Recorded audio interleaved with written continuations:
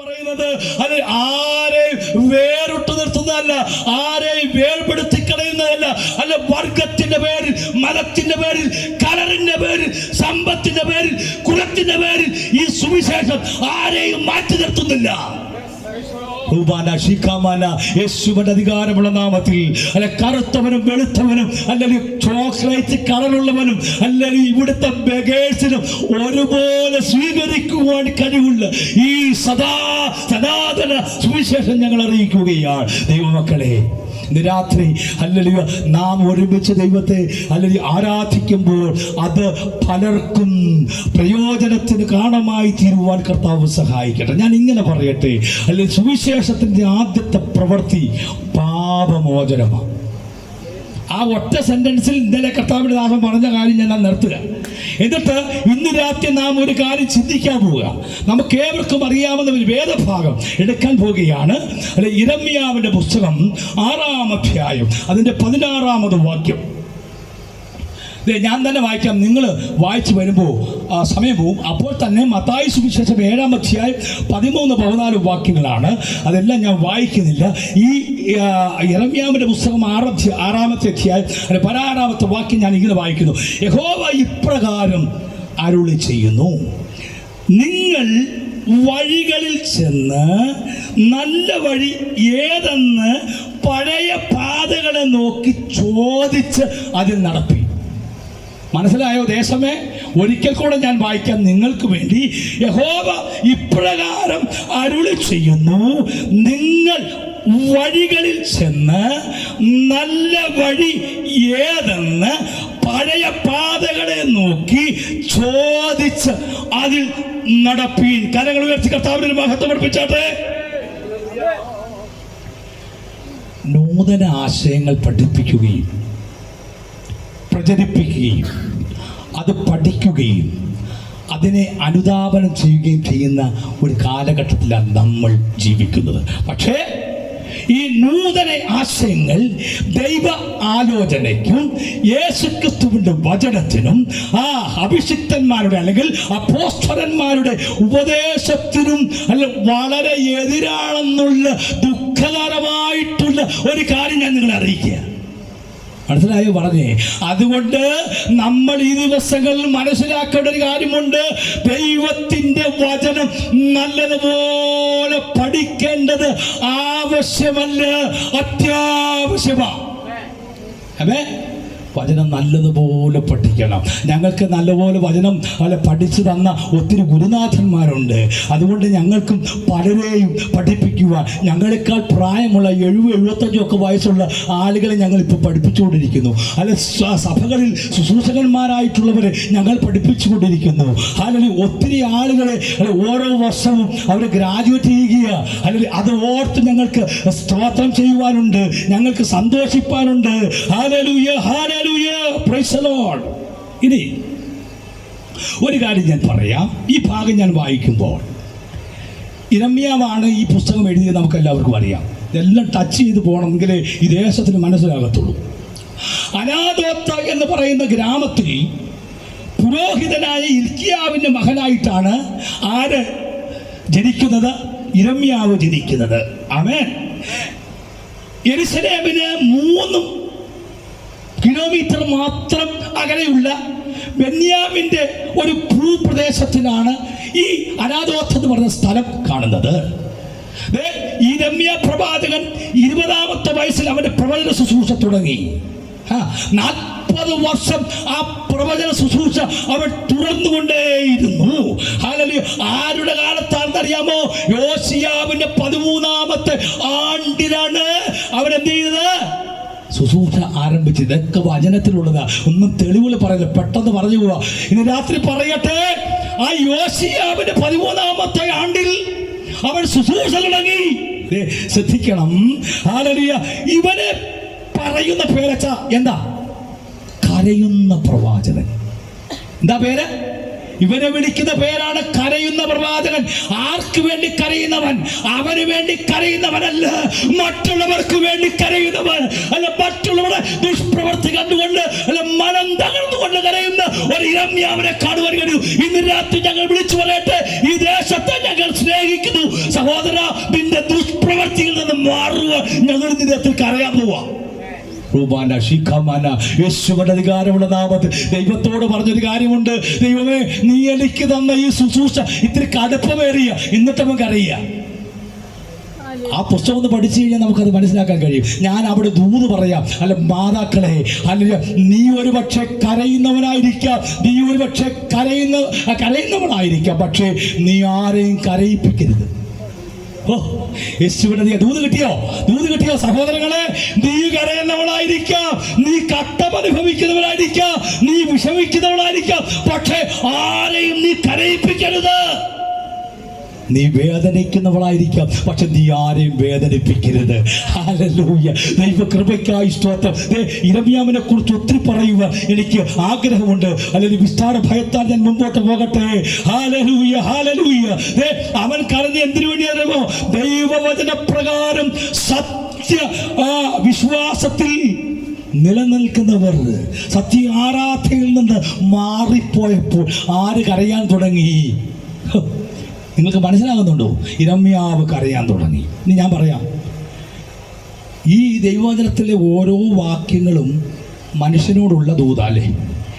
ഈ വചനത്തിലുള്ള ഓരോ വാക്യങ്ങളും ദൈവമക്കളോടുള്ള വാഗ്ദാനമാണ് അല്ലേ? ഈ ദൈവവചനത്തിലെ വാക്കുകൾ ഓരോന്നും ദൈവദാസന്മാർ ആത്മാവിൽ ദൈവ വിശ്വാസത്താൽ എഴുതിയതാണ്, നമുക്കറിയാം. അതുകൊണ്ട് തന്നെയാണ് വെളിപ്പാട് പുസ്തകം 3-ാമത്തെ അധ്യായത്തിൽ പറയുന്നത്, ഈ പ്രവചനത്തെ വായിച്ചു കേൾപ്പിക്കുന്നവനും കേൾക്കുന്നവനും അത് പ്രമാണിക്കുന്നവനും ഭാഗ്യവാൻ. ഇന്ന് രാത്രി സഹോദരങ്ങളെ, നീ ഇന്ന് രാത്രി ഈ വചനം ഒന്ന് ഏറ്റെടുത്തില്ലെങ്കിലും നീ ഇത് കേൾക്കുകയാണെങ്കിൽ ഇത് നിനക്ക് അനുഗ്രഹമായി വർദ്ധിക്കുകയോ. ഇന്ന് രാത്രി നിന്റെ ചെവി, നിന്റെ ഹൃദയം അതിനുവേണ്ടി ഒന്ന് തുറക്കാൻ തയ്യാറാകുമോ? സഹോദരങ്ങളെ, അല്പസമയം നിങ്ങൾ ഞങ്ങളെ ഒന്ന് ശ്രദ്ധിക്കാൻ തയ്യാറാകുമോ? ഇത് നിങ്ങൾക്ക് അനുഗ്രഹമായി വർത്തിക്കാൻ പോവുകയാണ്. യേശുവിന്റെ അധികാരമുള്ള നാമത്തിൽ, യേശുവിന്റെ അധികാരമുള്ള നാമത്തിൽ. ഹല്ലേലൂയ, ഹല്ലേലൂയ, ഹല്ലേലൂയ, ഹല്ലേലൂയ. ഇനി നമ്മൾ വായിച്ച ഭാഗത്തേക്ക് വരിക. ഇത് ഞാൻ മുഖവര പറഞ്ഞുള്ളൂ. ഇനി വായിച്ച ഭാഗത്തേക്ക് വരിക. ശ്രദ്ധിക്കണം. ഇപ്പോൾ ഇല്ലാത്ത ഒന്ന്, എന്നാൽ അത്യാവശ്യമായിട്ട് നമുക്ക് ലഭിക്കേണ്ട ഒരു കാര്യം യിരെമ്യാവ് ഇവിടെ പറയുക. എന്താണെന്നറിയാമോ? അതെന്താണെന്നറിയാമോ? ഇന്ന് ഭരണകൂടത്തിനില്ലാത്ത, ഏത് തലങ്ങളിലും കാണുവാൻ കഴിയാത്ത, അണികൾക്ക് കാണുവാൻ കഴിയാത്ത, കുടുംബങ്ങൾക്ക് കാണുവാൻ കഴിയാത്ത ഒരു പദം യിരെമ്യാവ് വിളിച്ചു പറയുക. ഇന്ന് ആർക്കും വിശ്രാമമില്ല, ഇന്നാർക്കും സ്വസ്ഥതയില്ല, ഇന്നാർക്കും സ്വൈര്യമില്ല. സ്വൈര്യത്തോട് വസിക്കുന്ന ആരെങ്കിലും ഇന്ന് രാത്രി എന്നെ കേൾക്കുന്നവരുണ്ടോ സഹോദരി? അല്ല, ഈ ദേശത്ത് വസിക്കുന്ന നിങ്ങൾക്ക് സമാധാനമുണ്ടോ? അല്ലെ, യിരെമ്യാ പ്രവാചകൻ വിളിച്ചു പറയുക, നീ ഇന്നത് ചെയ്താൽ നിനക്ക് വിശ്രാമം ലഭിക്കും എന്ന് പറഞ്ഞാൽ അതിന്റെ അർത്ഥം നിനക്കെപ്പോൾ എന്തില്ല? നിനക്ക് വിശ്രാമമില്ല. എല്ലാവരും അസ്വസ്ഥരാണ്. എന്തുകൊണ്ടാണ് അസ്വസ്ഥ? കാരണം ഈ വാക്യത്തിൽ പറയുകയാണ്, ലോകം ശരിയായ പാതയിലല്ല, കുടുംബം ശരിയായ പാതയിലല്ല, മനുഷ്യർ ശരിയായ പാതയിലല്ല. Hallelujah, hallelujah. ഇനി ലോകം ശരിയായ പാതയിലല്ല എന്ന് തെളിയിക്കുന്ന അനേക വാർത്തകൾ ദൈനംദിനം നാം കേട്ടുകൊണ്ടിരിക്കുകയാണ്. ഹല്ലേലൂയ. വെറും ഹല്ലേലൂയ 38,863 ചതുരശ്ര കിലോമീറ്ററുള്ള ഹല്ലേലൂയ ഇന്ത്യയുടെ ഏറ്റവും തെക്ക് പടിഞ്ഞാറായി സ്ഥിതി ചെയ്യുന്ന ഒരു സ്ഥലമുണ്ട്, ഒരു സംസ്ഥാനമുണ്ട്. ആ സംസ്ഥാനത്തിന്റെ പേരെന്തെന്ന് ചോദിച്ചാൽ അതാണ് നാം വസിക്കുന്ന കേരളം എന്ന് പറയുന്നത്. ആ കേരളത്തിന്റെ പേരെന്തായിരുന്നു അറിയാമോ? ഈ കേരളത്തിന്റെ പേരായിരുന്നു കേരവൃക്ഷങ്ങളുടെ നാട്, വൃക്ഷങ്ങളുടെ നാട്, വ്യഞ്ജനങ്ങളുടെ നാട്. Hallelujah, hallelujah. ഇങ്ങനെ പറഞ്ഞു വരുമ്പോൾ ഒത്തിരി പറയാനുണ്ട്.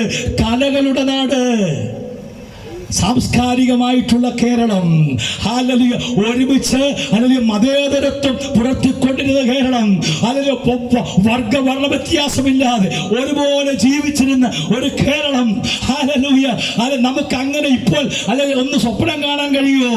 അല്ല, ശ്രദ്ധിക്കണമേ സഹോദരങ്ങളെ, ഹല്ലേലൂയ, ഇതേ 100% സാക്ഷരതയുള്ള കേരളം എന്ന് അഭിമാനിക്കുന്ന കേരളം, ഹല്ലേലൂയ, ഇന്ന് ഹല്ലേലൂയ ആ അരക്ഷതയുടെ അവസ്ഥയിൽ കൂപ്പുകുത്തിയ ഒരു രംഗമാണ് നമുക്ക് കാണുവാൻ കഴിയുന്നത്. യഹൂദന്മാർ വിളിച്ച ഒരു പേരുണ്ട്. എന്താ? ഇത് ദൈവത്തിന്റെ സ്വന്തം നാട്, പക്ഷേ ഇത് ക്രിമിനലുകളുടെ നാടായി മാറുകയാണ്. ശിവന്റെ അധികാരമുള്ള നാമത്തിൽ ഞാനിങ്ങനെ പറയട്ടെ മക്കളെ, 6 മണിക്കൂർ കൊണ്ട് 34 കിലോമീറ്റർ സഞ്ചരിച്ച് 13 വയസ്സ് പ്രായമുള്ള സ്വന്തം സഹോദരൻ ഉൾപ്പെടെ 5 പേരെ ഒരുപോലെ അല്ലെങ്കിൽ കുലപ്പെടുത്തിയ ഒരു നരാധമൻ ജനിച്ചതാണ്. ശിവന്റെ അധികാരമുള്ള നാമത്തിൽ ജനിപ്പിച്ചു എന്ന് പറഞ്ഞതിന്റെ പേരിൽ സ്വന്തം അമ്മയുടെ വയറ് അല്ലെങ്കിൽ സ്വന്തം കുറവള്ളി അടിച്ച് കൊന്ന അസുരവിത്തുക്കളുള്ള ഒരു നാട് കേരളമാ. സഹപാഠിയ ഒരു സഹോദരൻ നെഞ്ചക്ക് കൊണ്ട് ഇടിച്ച് പൊളിച്ച ഒരു നാടായി കേരളം. ഹല്ലേലൂയ. ഇനി ഒത്തിരി പറയാനുണ്ട്. ശ്രദ്ധിക്കണമേ, കൊച്ചു കുഞ്ഞുങ്ങളെ ആഴത്തിലേക്ക് വലിച്ചെറിയുന്ന രക്തബന്ധങ്ങളുള്ള ഒരു നാടായി മാറി ഈ കേരളം. ശിവന്റെ അധികാരമുള്ള നാമത്തിൽ ശ്രദ്ധിക്കണമേ. എന്നിട്ടും നിർത്തിയോ? നിർത്തിയില്ല. ഹല്ലേലൂയ. എന്താ ചെയ്തെന്നറിയാമോ? അപ്പനെ മുത്തം കൊടുത്ത തലയിൽ എന്തുകൊണ്ട് അടിച്ചു കൊല്ലുന്നു? ക്രിക്കറ്റ് ബാറ്റ് കൊണ്ട് അടിച്ചു കൊല്ലുന്ന ഒരു തലമുറയുള്ള നാട്. ആമേൻ. ഹല്ലേലൂയ. Praise the Lord. ഹല്ലേലൂയ. സഹപാഠികൾ എല്ലാം കൂടി ഒരുവന്റെ പുക്കിൽ കോമ്പോസ് കൊണ്ട് കുത്തി രസിക്കുന്ന വിദ്യാർത്ഥികളുള്ള ഒരു നാട്. ശിവന്റെ അധികാരമുള്ള നാമത്തിൽ ഒരു കാര്യം ഞാൻ പറയട്ടെ സഹോദരങ്ങളെ, അമ്മയില്ലാത്ത വീട് ഇരുട്ടാ. A home without a mother is dark. അമ്മയില്ലാത്ത വീട് ഇരുട്ടാണ്. അപ്പനില്ലാത്ത ജീവിതം ഇരുട്ടാ. അതുകൊണ്ട് ഇന്ന് രാത്രി ഞാൻ ഒരു കാര്യം പറയാം. നിന്റെ അമ്മ നഷ്ടപ്പെട്ടു പോയ നീ വീട്ടിൽ വരുമ്പോ അമ്മ എന്ന് വിളിക്കുമ്പോൾ വിളി കേൾക്കാൻ ഒരാളില്ലാതിരിക്കുമ്പോഴാണ് അതിന്റെ വിഷമം നീ അറിയുന്നത്. യേശുവിന്റെ അധികാരമുള്ള നാമത്തിൽ. അതുകൊണ്ട് ആ സദൃശ്യവാക്യം പറയുന്നത്, അപ്പന്റെ പ്രബോധനം നീ കേൾക്കണം, അമ്മയുടെ ഉപദേശം നീ ഉപേക്ഷിക്കരുത്. അത് തിരുവചനം പറയുന്നുണ്ട്. ഇതൊക്കെ പറയാൻ സമയമുണ്ട്, പക്ഷേ അതിലേക്ക് ഞാൻ കടക്കുകയല്ല. വേറെ ഭാഗത്തേക്ക് എനിക്ക് പോകണം. അതുകൊണ്ട് ഞാൻ മുൻപോട്ട് പോകുകയാണ്. ഹല്ലേലൂയ, ഹല്ലേലൂയ, ഹല്ലേലൂയ. കേരളം അരാജകത്വത്തിലേക്ക് നിലം പതിച്ചു ദൈവമക്കളെ. ഹല്ലേലൂയ. ഞാൻ ഇന്ന് രാത്രി പറയാം, അപ്പനെയും അമ്മയും സ്നേഹിക്കാത്ത തലമുറയുള്ള ദേശമേ, ഇന്ന് രാത്രി ഞാനൊരു കാര്യം പറയാം. ഞാനൊരു പുസ്തകം വായിച്ചപ്പോൾ എനിക്ക് ലഭിച്ച ഒരു അറിവ്, ജപ്പാനിൽ നേരത്തെ ഒരു ആചാരമുണ്ടായിരുന്നു. എന്താ ആചാരമെന്നറിയാമോ അമ്മച്ചി? നമ്മുടെ കേരളത്തെ പോലെയല്ല. അപ്പനും അമ്മയും വയസ്സാകുമ്പോൾ അപ്പം മരിച്ചു പോകും, അമ്മ മാത്രം ശേഷിക്കും. ആ സമയത്ത് അമ്മയെ ഒരൊറ്റ മനുഷ്യനും നോക്കത്തില്ല. ആ സമയത്ത് അവർ ചെയ്യുന്ന ഒരു ആചാരമുണ്ട്. ഈ അമ്മയെ തൂക്കിയെടുത്തുകൊണ്ട് ഒരു മലയിൽ കൊണ്ടിടും. ഒന്നുകിൽ വന്യമൃഗങ്ങൾ ചെന്ന് ആ മാതാവിനെ കടിച്ചു കീറും, ഇല്ലെങ്കിൽ കുറെ നാളുകൾ അവിടെ കിടന്ന് പൊങ്ങി ശരീരം പൊട്ടുമ്പോൾ ദേശത്തിലെ പക്ഷികൾ വന്ന് അത് കൊത്തിപ്പെറുക്കി ആഹാരമായി മാറ്റും. ഒരിക്കൽ ഒരു ഭവനത്തിലെ മൂത്ത മകനായി ഇത് ചെയ്യേണ്ടത്. ഒരു ഭവനത്തിലെ മൂത്ത മകൻ അവന് ഈ അമ്മയും കൊണ്ട് പോകുക. എവിടേക്ക് പോകുക? മലയിലേക്ക് പോകുക. അങ്ങനെ മലയിലേക്ക് പോകുന്ന സമയത്ത് ഈ അമ്മ അവിടെ താമസിച്ച് പട്ടണത്തെ ഒന്ന് നോക്കും.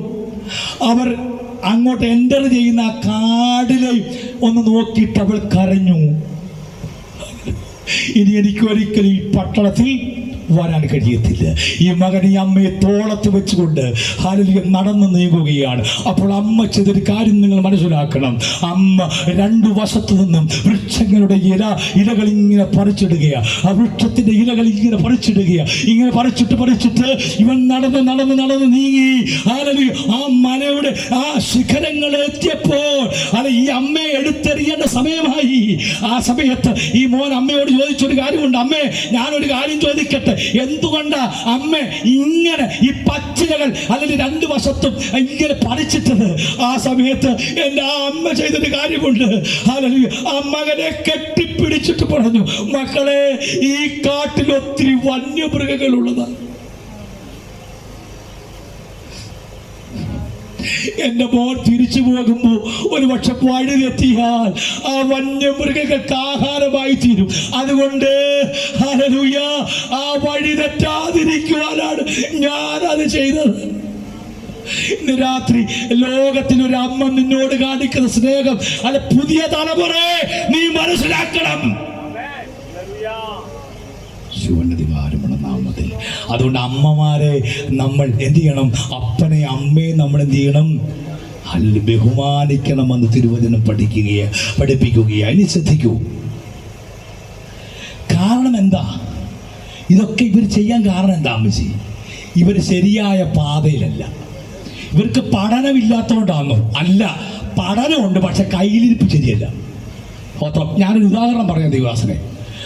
ഈ കൊതുകും കുയിലും ഒരേ സംഗീത കോളേജിലാ എന്ത് പഠിച്ചത്? സംഗീതം പഠിച്ച്. എവിടാന്നറിയാമോ? എവിടാ? യോ സാറേ പറഞ്ഞു. കുയിലും കൊതുകും ഒരേ സംഗീത കോളേജിലാ എന്ത് പഠിച്ചത്? സംഗീതം പഠിച്ചത് എവിടാ? പ്രകൃതിയിൽ നിന്നാ. പക്ഷേ കുയില് പാട്ട് പാടുമ്പോൾ ആ കുയിലിന്റെ കൂടെ ചില ആളുകൾ കൈ, ഇവിടെ ജോസ് മൃദംഗം അടിച്ചപ്പോ ഞങ്ങളിങ്ങനെ കൈ അടിച്ചതുപോലെ ഈ കുയില് പാടുമ്പോൾ ചിലപ്പോൾ നമ്മളും പാടിപ്പോകും, അല്ലെ? നമ്മൾ രസിച്ചു പോകും. പക്ഷേ അല്ല, കൊതുക് പാടുമ്പോൾ അവനെ അടിച്ചു കൊല്ലും. എന്താ കാരണം? പഠിപ്പില്ലാത്തോണ്ടാണോ? രണ്ടുപേരും എവിടെ പഠിച്ചേ? ഡെയ്സി പ്രകൃതിയിലാണ് പഠിച്ചത്. പക്ഷെ അവന്റെ കയ്യിലിരിപ്പ് ശരിയല്ല. ഇന്ന് രാത്രി ഞാനൊരു കാര്യം പറയാം സഹോദര, നിനക്ക് പഠിപ്പില്ലാത്തതുകൊണ്ടല്ല നീ അമ്മയെ അടിക്കുന്നത്, നിനക്ക് പഠിപ്പില്ലാത്തതുകൊണ്ടല്ല നീ അപ്പനെ ചീത്ത വിളിക്കുന്നത്, നിനക്ക് പഠിപ്പില്ലാത്തതുകൊണ്ട് അപ്പ ഇവിടെ ഇറങ്ങിപ്പോകാൻ പറയുന്നത്. നിന്റെ കയ്യിലിരിപ്പ് ശരിയല്ല. ഇന്ന് രാത്രി മാനസാന്തരപ്പെട്ടോണം. രാത്രി കർത്താവ് പറഞ്ഞിട്ടേ ഞങ്ങൾ പോകത്തുള്ളൂ. ശുഭനധികാരമുള്ളതാ. 100% കേരളത്തിൽ ലഹരി പദാർത്ഥങ്ങളുടെ ഉപയോഗവും ലഹരി പദാർത്ഥങ്ങൾ വിറ്റഴിക്കുന്നതുമായ കേന്ദ്രമായി മാറി. ഇന്ന് രാത്രി ഞാനൊരു കാര്യം പറയാം. പട്ടണത്തിൽ മാത്രമല്ല, ഈ സ്ഥലത്തിൻ്റെ എല്ലാ മുക്കിലും മൂലയിലും ഇതുണ്ട്. 100% ഇത് വ്യാപാരം ചെയ്യുന്ന ഒരു സ്ഥലമായിട്ട് മാറിയിരിക്കുക. ഇതിൻ്റെ പേരൊക്കെ ഞങ്ങൾ നേരത്തെ പറഞ്ഞപ്പോൾ അറിയാം നിങ്ങൾക്കൊക്കെ, അല്ലേ? എന്നോട് ഞാൻ ആദ്യമായിട്ട് കേട്ടാ ബൂസ്റ്റ്, ആദ്യമായിട്ട് കേട്ടാ എന്നോട് സഹോദരൻ പറഞ്ഞു. ഞങ്ങളിങ്ങനെ സംസാരിച്ചുകൊണ്ടിരുന്നപ്പോൾ നിങ്ങൾ കേട്ടോണ്ടല്ലോ LSD, MDMA, അല്ലേ? കൊക്കൈൻ, പിന്നെന്താ ട്രിബലിൻ, GABA, മോർഫിൻ, പിന്നെന്താ GHB, പിന്നെ ഒത്തിരി ഉണ്ട്. കഞ്ചാവ്, അത് തന്നെ ആ ബൂസ്റ്റ്, ഒത്തിരി. പിന്നെ മിക്സ് ഉണ്ട്. ഈ മദ്യവും കഞ്ചാവും കൂടെ അടിക്കുന്നതിൻ്റെ പേരാ മിക്സ്. ചില ആളുകൾക്ക് ഇത് രണ്ടും കൂടെ അടിച്ചാലേ പെരുക്കത്തുള്ളൂ. ഇന്ന് രാത്രി ഞാനൊരു കാര്യം പറയാം സഹോദര, നീ ഈ മദ്യം കഴിക്കുമ്പോൾ നിന്റെ തലച്ചോറിലുള്ള പൊപ്പോമിൻ എന്ന് പറയുന്ന ഒരു ദ്രാവകമുണ്ട്. പൊപ്പോമിൻ, ആ ദ്രാവകം അതിൻ്റെ അളവ് കൂടുമ്പോൾ നിന്റെ ആത്മീക നിയന്ത്രണം നഷ്ടമാകുക. അപ്പോൾ നിനക്ക് എന്തും ചെയ്യാനുള്ള ധൈര്യം വരിക. പ്രിയ സഹോദര, പ്രിയ പിതാവേ, നിന്റെ മകൻ രാത്രി ഇപ്പോൾ ഒരു സംഭവം തുടങ്ങിയിട്ടുണ്ട്, നൈറ്റ് ലൈഫ്. എന്താ കേട്ടിട്ടുണ്ടോ?